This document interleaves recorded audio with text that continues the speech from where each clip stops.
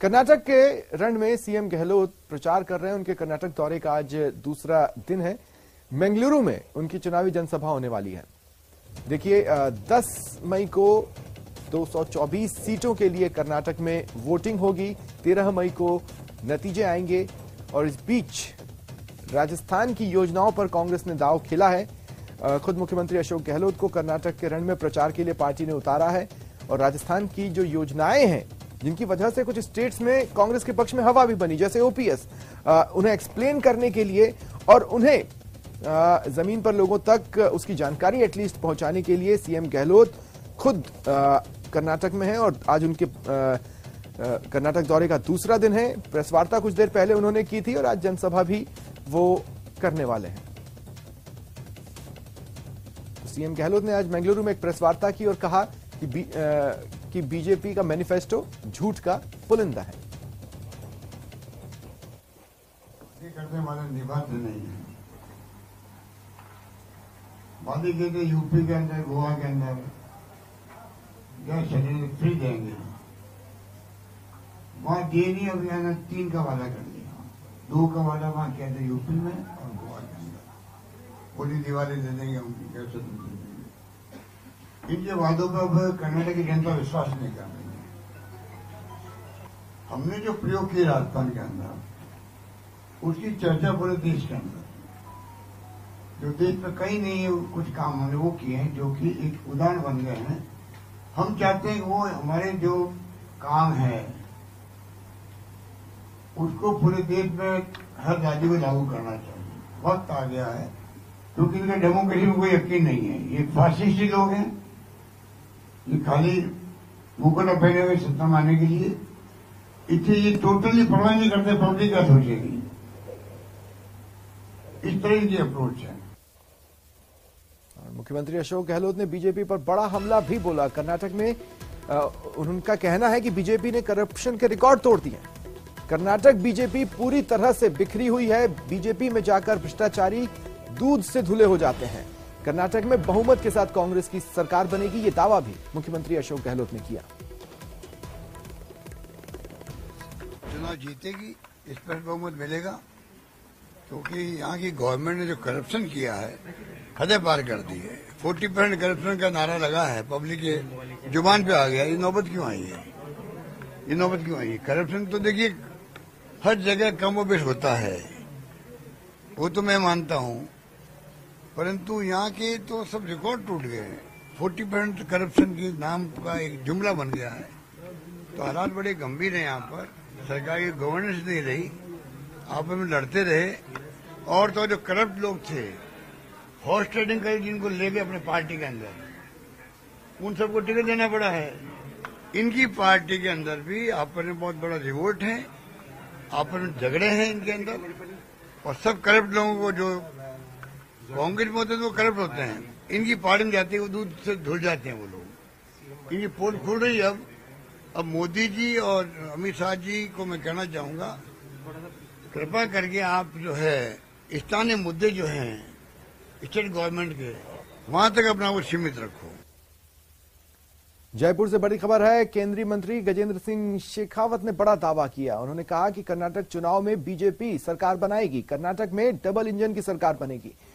उन्होंने आगे कहा कि राजस्थान में कांग्रेस सरकार पूरी तरह से फेल रही है। कर्नाटक में एक बार फिर देखिए, भारतीय जनता पार्टी की डबल इंजन की सरकार कर्नाटक में एक बार फिर बनने वाली है।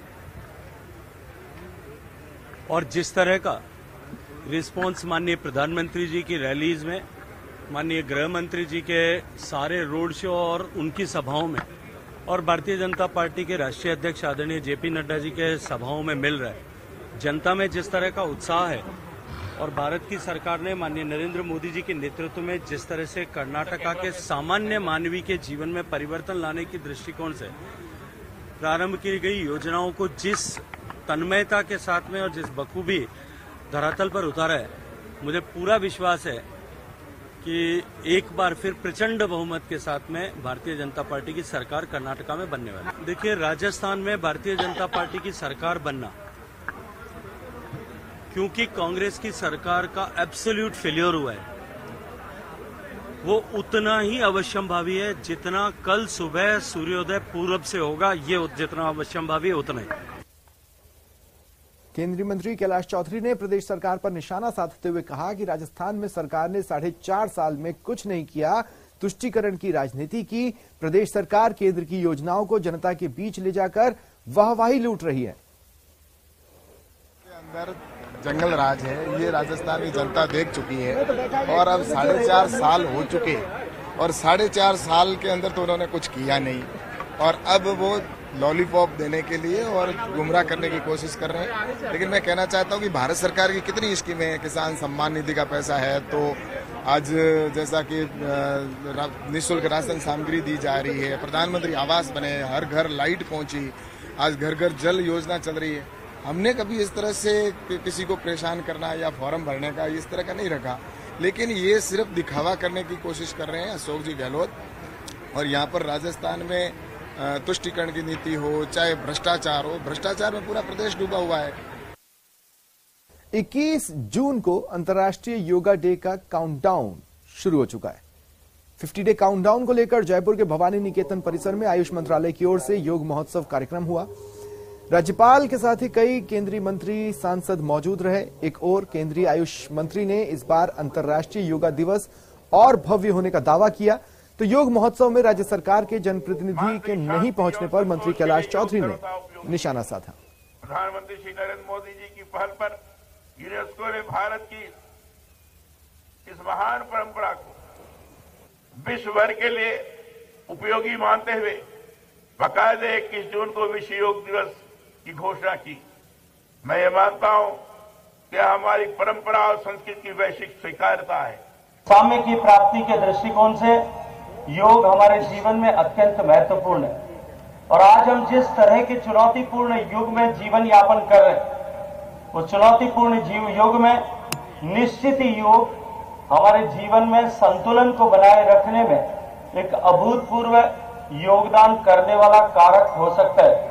लक्ष्य को प्राप्ति के लिए आज जो भी कार्यक्रम हमने रचना की है, पिछले साल इंटरनेशनल डे ऑफ योगा को हम सफल बनाने के लिए अंतर्राष्ट्रीय स्तर पर गार्जियन रिंग का एक हमने प्रोग्राम रखे थी, उसको भी सफलपूर्वक मनाया गया। 79 कंट्रीज में शामिल हुई और साथ साथ यूएनओ और यूनेस्को भी शामिल हुई। और जयपुर से खबर है, जेडीए की बड़ी कार्रवाई सामने आई है। जोन 9 में 2 स्थानों से अवैध निर्माण हटाए गए। करोड़ों रुपए की बेशकीमती सरकारी जमीन से ये अतिक्रमण हटाए गए हैं। आवासीय कॉलोनी में व्यावसायिक गोदाम को ध्वस्त किया गया। श्री नृसिंह विहार योजना में अवैध शेड को ध्वस्त किया गया।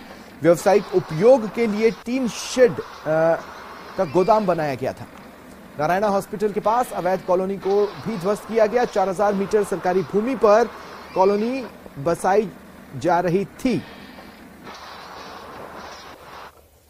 डूंगरपुर में स्वास्थ्य विभाग की बड़ी लापरवाही सामने आई। जिले के एक डॉक्टर के लगातार 6 महीने से अनुपस्थित रहने के बावजूद ब्लॉक सीएमएचओ कार्यालय डूंगरपुर ने 3 माह की सैलरी उसके खाते में जारी की, जबकि इसी डॉक्टर को दिल्ली पुलिस नकली दवा फैक्ट्री मामले में नवंबर माह से तलाश रही है। मामला सामने आने के बाद डूंगरपुर सीएमएचओ ने सैलरी रिकवरी का प्रोसेस शुरू किया। वहीं अनुपस्थित रहने के बाद भी सैलरी भेजने के मामले की जांच के लिए जांच टीम का गठन हुआ।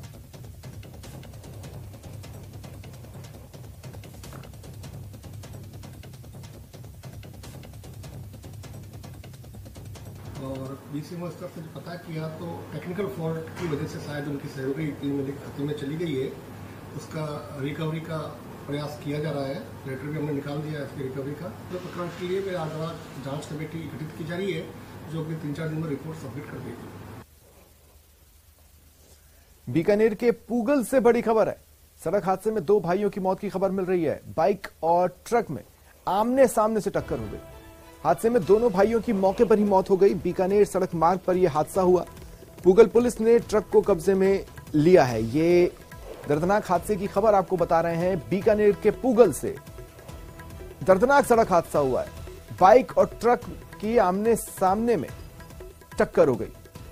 आमने सामने की इस टक्कर में जो बाइक सवार भाई थे, दोनों भाइयों ने मौके पर ही दम तोड़ दिया। पूगल पुलिस ने ट्रक को कब्जे में ले लिया है, जांच की जा रही है। हादसे की वजह क्या रही ये फिलहाल सामने नहीं आया है, लेकिन जो जानकारी मिल रही है ये ट्रक और बाइक आमने सामने आ गए और टकरा गए। टक्कर इतनी भीषण थी कि दोनों भाइयों ने मौके पर ही दम तोड़ दिया। बीकानेर सड़क मार्ग पर यह हादसा हुआ है। तो दर्दनाक हादसे की खबर बीकानेर के पूगल से।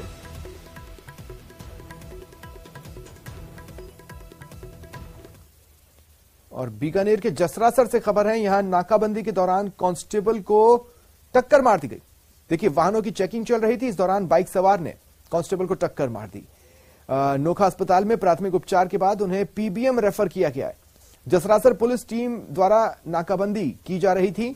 बीकानेर संभाग भर में आईजी के निर्देश पर यह नाकाबंदी चल रही थी और इसी दौरान यह घटना सामने आई। एक कांस्टेबल को बाइक सवार ने टक्कर मार दी। कांस्टेबल बुरी तरह से जख्मी हुए, उन्हें नोखा अस्पताल ले जाया गया, जहां प्राथमिक उपचार के बाद पीबीएम के लिए उनकी स्थिति को देखते हुए रेफर किया गया।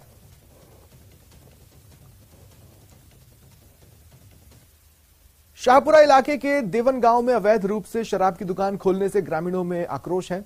गुस्साए ग्रामीणों ने देवन शाहपुरा सड़क मार्ग जाम किया, प्रदर्शन किया, शराब की दुकान को हटाने की मांग की। सूचना के बाद भी काफी देर तक मौके पर जिम्मेदार नहीं पहुंचे। ग्रामीणों ने बताया कि शराब ठेकेदार द्वारा 2 दिन पहले अवैध रूप से आबादी क्षेत्र में दुकान खोल दी गई। अवैध रूप से खोली गई दुकान से मात्र 150 मीटर दूर पर मंदिर और 80 मीटर की दूरी पर अंबेडकर सार्वजनिक लाइब्रेरी है। इस सड़क मार्ग से बच्चियां भी जाती हैं। ऐसे में असामाजिक तत्वों का जमावड़ा होने से उन्हें परेशानी होगी। लोगों ने शराब ठेकेदार के खिलाफ जमकर नारेबाजी की और दुकान हटाने की मांग की। दारू का ठेका जो ग्राम देवन की आबादी भूमि में, उसमें मैं ठेका नहीं खुलने दूंगा। गांव विरोध कर रहा है। ये ठेका गांव की आबादी से 2 किलोमीटर दूर होना चाहिए।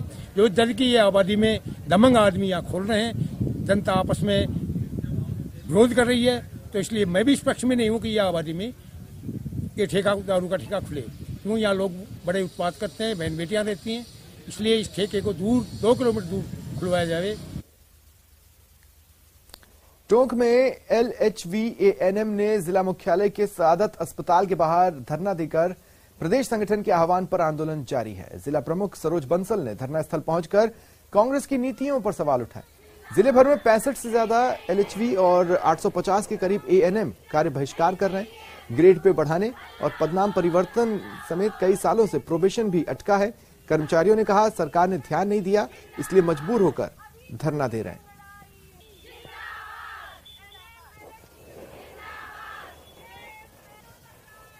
ये हमारी जो एनएम और LHV है, इनकी जो पदनाम है, फर्स्ट तो ये चेंज करवाना है, दूसरा हमारा ग्रेड पे चेंज करवाना है, तीसरा जो हमारा प्रोबेशन जो काफी सालों से अटका हुआ है, ये प्रोबेशन हमें चाहिए।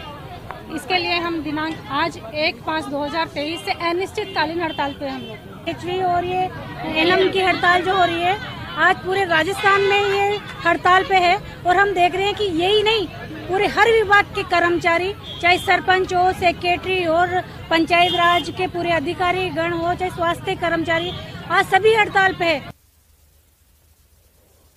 श्रीगंगानगर से बड़ी खबर है, सीमेंट फैक्ट्री के मजदूर धरने पर हैं। सूरतगढ़ SDM कार्यालय पर ये मजदूर धरना दे रहे हैं। सैकड़ों की संख्या में मजदूर यहां पर जुटे हैं और धरने पर बैठ गए। 15 सूत्रीय मांगे हैं जिसे इस धरने के जरिए मजदूर उठा रहे हैं। मजदूरों को नियमित किया जाए, ये उनकी मांग है। मजदूरी बढ़ाई जाए, ये उनकी मांग है। और ओवरटाइम का भुगतान तो हो, ये भी मांग मजदूर उठा रहे हैं। 25 मार्च से प्लांट के बाहर धरना दे रहे थे और अब SDM कार्यालय पर पहुंचकर धरना दे रहे हैं। ज्यादा जानकारी के लिए बात करते हैं सहयोगी अशोक से। अशोक, क्या जानकारी है? गंगानगर के सूरतगढ़ SDM कार्यालय पर श्री सीमेंट फैक्ट्री के मजदूर पहुंचे हैं, जिनकी संख्या लगभग सैकड़ों में है। पिछले 25 मार्च से उदयपुर गोधरा स्थित प्लांट पर ये मजदूरों के द्वारा लगातार धरना दिया जा रहा था, लेकिन जब फैक्ट्री प्रबंधन के द्वारा मजदूरों की मांगों की अनदेखी गई और उस पर कोई कार्रवाई नहीं होती हुई दिखाई दी, तो सैकड़ों की संख्या में मजदूर आज सूरतगढ़ SDM कार्यालय पहुंचे हैं और वहां पर अपनी उपस्थिति दर्ज कराकर अपनी मांगों को लेकर धरना प्रदर्शन कर रहे हैं। मजदूर जो धरना दे रहे हैं उनका कहना है कि 1 साल से कार्यरत श्रमिकों को नियमित किया जाए, साथ ही साथ उनकी मजदूरी बढ़ाई जाए और ओवर टाइम का भुगतान करने के साथ साथ जो उनकी 15 सूत्रीय मांगे हैं उनको जल्द से जल्द फैक्ट्री प्रबंधन से पूरी करवाई जाए। मजदूरों का ये भी स्पष्ट रूप से कहना है कि अभी तक वो सांकेतिक रूप से धरना दे रहे थे और आज सूरतगढ़ एसडीएम कार्यालय पर भी धरना दे रहे हैं। यदि इसके बावजूद भी स्थानीय प्रशासन और फैक्ट्री प्रबंधन ने यदि कोई सकारात्मक कदम नहीं उठाया तो आगे आने वाले दिनों में वो अपने आंदोलन को और उग्र करेंगे। जी ठीक है अशोक, आप नजर बनाए रखें। फिलहाल तमाम जानकारी के लिए शुक्रिया। बूंदी में रामगढ़ टाइगर रिजर्व की स्थापना के बाद पर्यटन को पंख लगने की उम्मीदें तो बढ़ी, साथ ही वाइल्ड लाइफ द्वारा करवाई जा रही लोक लुभावन वाइल्ड लाइफ पेंटिंग देसी विदेशी पर्यटकों के आकर्षण का केंद्र होगी। चुंगी नाका रोड पर स्थित क्षेत्रीय वन अधिकारी कार्यालय के पास पहाड़ी दीवारों पर वाइल्ड लाइफ को जीवंत करने का काम रणथंभौर चित्र परिषद के मुख्य चित्रकार गजानन सिंह तुनगरिया की अगुवाई में किया गया है, जो राहगीरों का ध्यान खींच रहा है। सवाई माधोपुर के एक एनजीओ के माध्यम से यह वाइल्ड लाइफ चित्र बनवाए जा रहे हैं।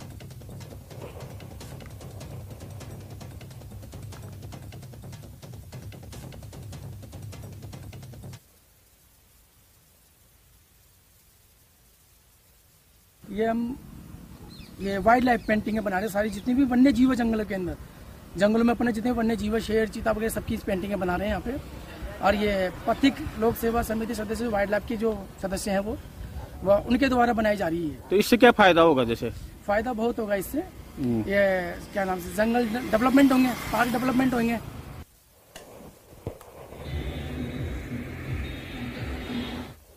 प्रदेश भाजपा के नेतृत्व में 15 मई से 23 अक्टूबर तक पूर्व उपराष्ट्रपति भैरव सिंह शेखावत की जन्म शताब्दी वर्ष समारोह आयोजित होंगे।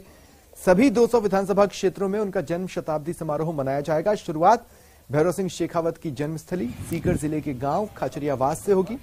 15 मई को खाचरियावास में प्रदेश स्तरीय कार्यक्रम आयोजित होगा, जिसमें पूर्व राज्यसभा सदस्य समेत अन्य नेता कार्यकर्ता तैयारियों में जुटे हैं। वरिष्ठ नेताओं ने उनकी प्रतिमा स्थल जाकर आयोजित होने वाले कार्यक्रम का जायजा लिया, स्थल का, और आवश्यक दिशा निर्देश दिए। पार्टी के राष्ट्रीय नेताओं के आने की भी उम्मीद है। खाचरवास में उस पुण्यतिथि के दिन एक श्रद्धांजलि सभा और ऐसी बड़ी सभा का कार्यक्रम उनके लिए जिन पार्टी ने तय किया, आज उसकी तैयारी के नाते सब जने बैठे थे। केवल पार्टी के नहीं, समाज जीवन के विभिन्न क्षेत्रों में काम करने वाले बाकी लोग भी थे, क्योंकि भैरव सिंह जी का जीवन निश्चित रूप से विचार में जन्म लिया। उसके बाद भी सब जातियों के वो नेता थे और सब विचारों में उसके संपर्क संबंध थे, इसलिए हमने कहा कि उन सबके साथ इनको उनका संबंध रहा। इस श्रद्धांजलि सभा को इस नाते से निमित्त बना करके हम सबको देने का काम करें। आज उसके नाते मूर्त योजना बनी है। फिलहाल इतना ही। नमस्कार।